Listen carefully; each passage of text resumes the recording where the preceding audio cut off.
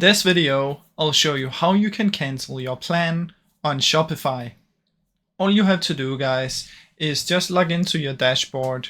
Then once you're in here, click on the settings button down here, go to settings, head over to plan.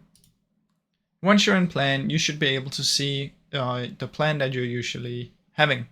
So I'm just using the trial one, but if you're using any other, what you just have to do is press cancel trial and then follow the short steps to cancel the trial.